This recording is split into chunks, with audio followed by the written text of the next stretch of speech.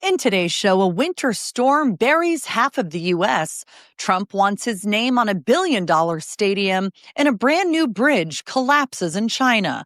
Plus, a Texas lawmaker steps down, the Air Force cracks down on early decorators, and one woman wants her ex to foot her IVF bill. And the trivia, what's the oldest named individual living tree? It's Wednesday, November 12th. This is the Flyover Podcast. Welcome to the Flyover Podcast, taking you above the noise for an unbiased, high-altitude view of today's headlines with daily coverage that's honest and refreshing. Let's cruise the news and land the facts.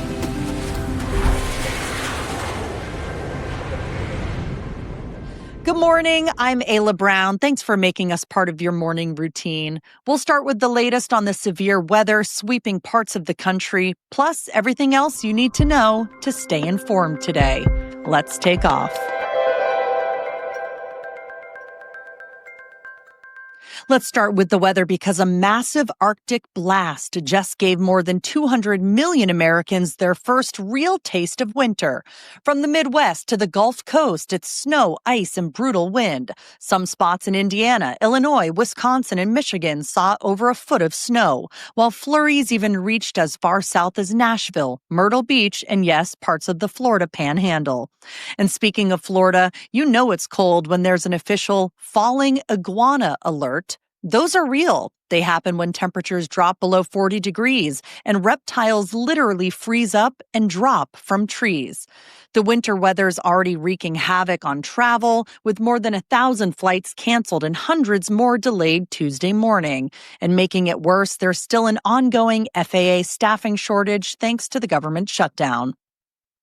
Meanwhile, President Trump reportedly wants his name on Washington's new $3.7 billion stadium for the Commanders. The White House press secretary said naming it after him would be, quote, a beautiful tribute, since Trump helped make the project happen in the first place. Sources say the president has reached out privately to the team's owner, Josh Harris, and one senior official even told reporters, quote, it'll probably happen. Now, teams can usually sell stadium naming rights to big corporate sponsors, but if this one ends up being called Trump Stadium, it would definitely be a first.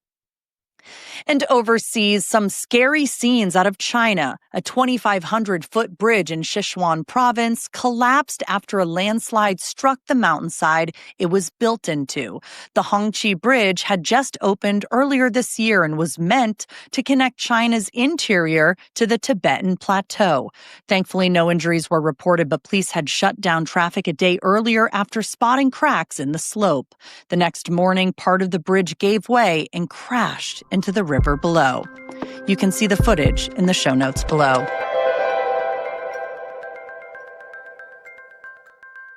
Here are your top political headlines. After the Senate approved a stopgap bill to end the longest government shutdown in U.S. history, all eyes are now on the House. Lawmakers could pass the measure without Democratic support, but with such a slim Republican majority, even a handful of defections could derail the deal.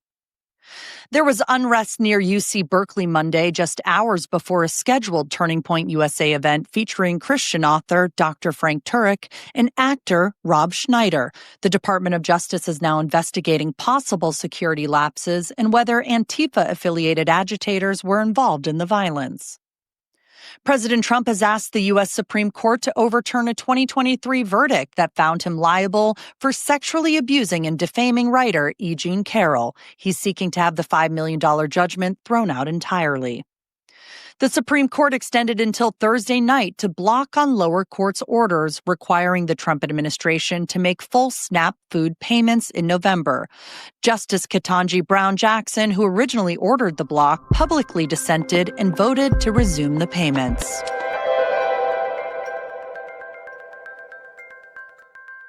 Here are your podcast extra stories. Let's start in Washington. Texas Congressman Jody Arrington, who chairs the House Budget Committee, says he won't seek re-election in 2026, wrapping up 10 years in Congress. Arrington said public service shouldn't be a lifelong career and that he feels he's leaving on a high note. He pointed to his work on President Trump's One Big Beautiful Bill and his push for fiscal discipline and stronger support for rural America. He added that he's confident other Republican leaders will carry that mission forward. Meanwhile, in Florida, a bit of holiday drama. Families living at Tyndall Air Force Base were told to take down their Christmas decorations, not because of what they put up, but because they put them up too early. The base's housing manager, Balfour Beatty Communities, reminded residents that holiday displays aren't allowed more than 30 days before the holiday, under lease rules. Decorations are only permitted from the week after Thanksgiving through early January. Some families are frustrated, but base officials say they're simply following the contracts that everybody signed. What do you think about this? Do you think that they should be able to put up Christmas decorations whenever they want, even if it's not in the allotted rules? The comment section is always open. And finally, a story that's stirring another debate, and the comment section is ready for you here. A 34-year-old woman in the UK wrote to a British newspaper demanding that her ex-boyfriend compensate her for what she called, quote, stealing her childbearing years. After a 10-year relationship, her partner broke things off, saying he wasn't ready for marriage or kids. She claims she made career sacrifices for the shared plans that they had and now wants him to pay for IVF or egg freezing. The story has gone absolutely viral, with critics saying she should take responsibility for staying in a relationship that was not moving forward, while others are calling it a cautionary tale about investing too much time in someone who is not ready to commit. What are your thoughts? We have more show coming up, but thanks to Native Path Hydrate, most people know that staying hydrated is essential to nearly every bodily function. But 75% of Americans still don't consume enough fluid daily. And as we age, natural bodily changes make staying hydrated even harder. Have you noticed that? Especially without those artificial additives or excess sugars. That's where Native Path comes in with a little extra help. Native Path's Hydrate is not just another drink mix. It's a thoughtfully designed formula packed with BCAAs and all 9 essential amino acids to help with muscle recovery and overall vitality. And they're so good. That's all I'm going to say. Personal note, the variety pack comes with 3 different flavors, and they are delicious. They're also completely sugar-free, 100% natural, and only 5 calories. Comes with a 365-day money-back guarantee, so you can try it risk-free. Visit nativehydrate.com/flyover. Once again, nativehydrate.com/flyover, or click the link in today's show notes. In finance, SoftBank Group says it has sold its entire stake in NVIDIA Corporation, raising about $5.83 billion to help fund its growing artificial intelligence investments. Next, the Dow Jones Industrial Average hit a record high on Tuesday, climbing about 1.2%, driven by gains in blue-chip names such as Merck & Co., Amgen Incorporated, and Johnson & Johnson. At the same time, the tech-heavy NASDAQ composite fell slightly as investors rotated away from technology stocks. The shift highlights a growing preference for more defensive sectors after recent strength in high-flying tech names. And lastly, analysts are bracing for a flood of delayed government economic reports once the shutdown ends. That includes 2 monthly jobs reports, third quarter GDP, the consumer price index, and multiple weeks of jobless claims data.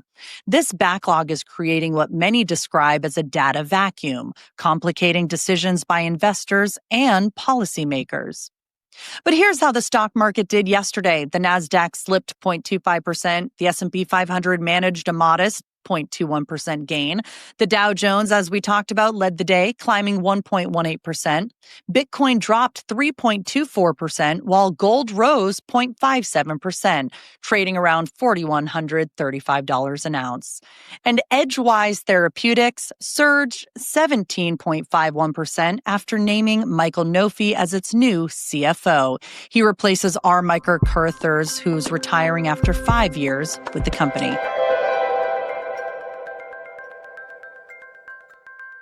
In sports, first up, the Dallas Mavericks have fired their general manager, Nico Harrison, following a rough 3-8 start to the season. Harrison was the architect of the blockbuster trade that sent Luka Doncic to the Los Angeles Lakers, a deal that's now widely viewed as backfiring.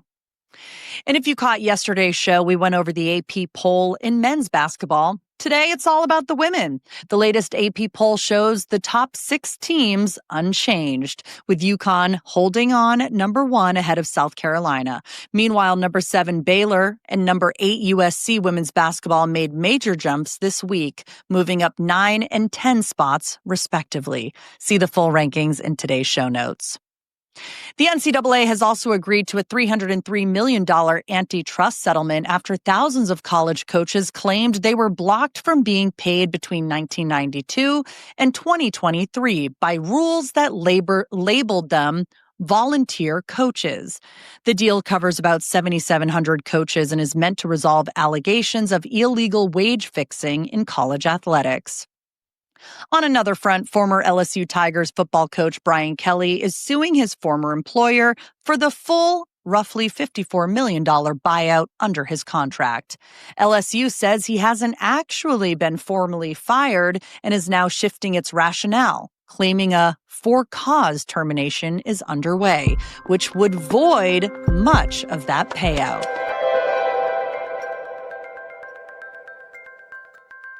In science and technology, the federal government has placed a power grid warning in effect for 11 northern states, including Minnesota, Michigan, and New York, after a severe geomagnetic storm hit early Tuesday morning. The alert issued by the National Oceanic and Atmospheric Administration says the storm could stress electrical infrastructure, disrupt satellites and communications, and even push the northern lights much further south than usual. A new British-made exosuit is being tested to help astronauts move more easily on the Moon and Mars. It uses artificial muscles to add strength and flexibility, giving space explorers a new, natural range of motion in low gravity. And at just 16 years old, a student from the UK built a fully functional robotic hand entirely out of Legos. He modeled it after a professional 3D printed prosthetic called the Soft Hand A, using more than 100 bearings and a smart tendon system that lets it mimic the way a real hand moves. You want to see it? I've linked it as well in the show notes below. Let's wrap things up with a few shorter headlines that you might want to know about today. Like this, McDonald's is bringing back one of its talked about menu items ever, the McRib. The elusive barbecue sandwich made its return to select U.S. restaurants on Tuesday. The comeback even caught the attention of prediction platform Kalshi, where traders joked about the McRib's meme-like status among fast food fans. In a dividend political climate, a few couples are proving love can cross party lines. The New York Post profiled 2 relationships, a Democrat married to a Republican in St. Louis and a bipartisan couple of lawyers in Washington, D.C. So what's their secret? Well, this is it. Avoiding heated debates, focusing on shared values, and setting boundaries about when and where politics is off limits. One even said they make it a rule never to talk about politics after dinner. In England, a small town demanded a do-over on its Christmas tree after residents called the 30-foot spruce an absolute disgrace. Locals said it looked half dead and uneven, prompting officials to promise a better, more festive replacement before the town's holiday lights ceremony. That sounds so sad.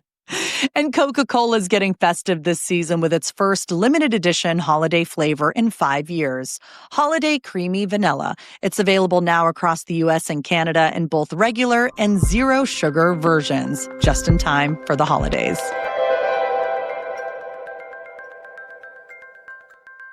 Here are the results of yesterday's poll. Are you buying a lottery ticket for the 900 million Mega Millions drawing? 52% said no, 25% said maybe, and 23% said yes. Well, to anyone who did purchase one, like I said yesterday, I hope you win. And if you do, well, congratulations. Here's today's poll question. Has it already snowed where you live? Here are the ways that you can answer. Yep, winter's here. Just flurries so far. Not yet. Or it never snows here. I wish I lived in a place where it never snowed. I live in Massachusetts, and it has not snowed yet where I live, but it's only a matter of time. Yesterday, it looked so gloomy, like it was going to snow, but thankfully it didn't because I hate the cold. But you can vote in today's poll question in the show notes below, and I will read the answers in tomorrow's episode. Here's the trivia question. What's the oldest named individual living tree? Well, the answer, it's a Bristol cone pine called Methuselah. It's nearly 4,900 years old. It's actually so old, its exact location in California is kept a secret to protect it from damage. Anyway, that's it for today's Flyover. I hope you learned something new today. Stay warm out there. I'll be back tomorrow with more headlines. Until then, thanks for flying with us.